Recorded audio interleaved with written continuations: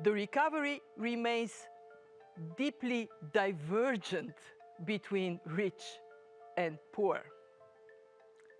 On top of this, the outlook is extraordinarily uncertain, well beyond the normal range.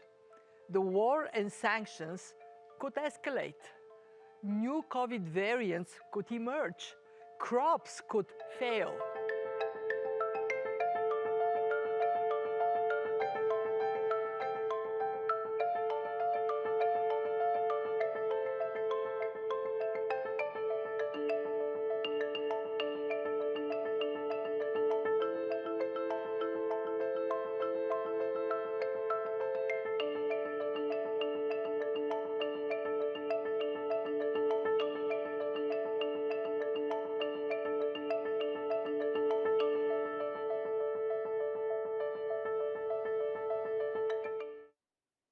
We spoke to Nabil Ahmed, the head of executive strategy and communications at Oxfam in Nairobi. He says governments should take action to reduce the impact of the conflict in Ukraine on vulnerable communities. You know, sometimes we feel conditioned hearing these news stories about poverty, but it's really important for me to underline that this is a really profoundly damaging rise that takes us back decades in the fight.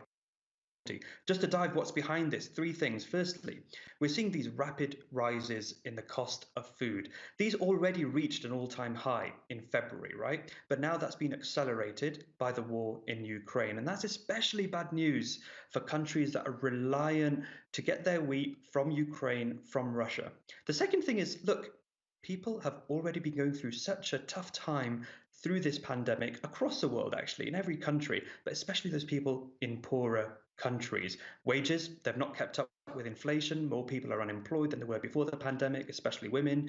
Informal employment is also down. And we know at each level women are most impacted. But at the same time here, it's important to recognize that the IMF has showed that food costs for somebody here, for example, in sub-Saharan Africa, makes up about 40% of their individual spending. That's half what it is for somebody in a rich country. And the third thing is, look, it's not just poorer people, but poorer countries which are being pushed deeper into the abyss. But it's also, and finally, just to end, it's happening in the context of a real moment of profound and extreme inequality.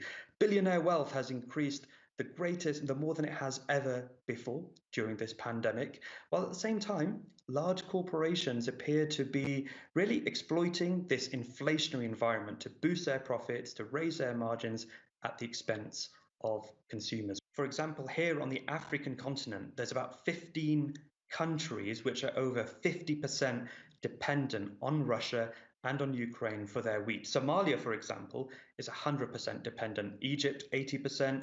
The Democratic Republic of Congo and Sudan are both around about 70%.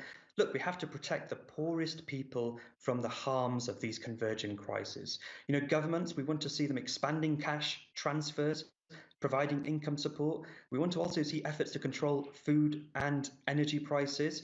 You know, for example, they can implement permanent cuts in VAT on staple foods, put in place carefully designed subsidies such as school feeding programs,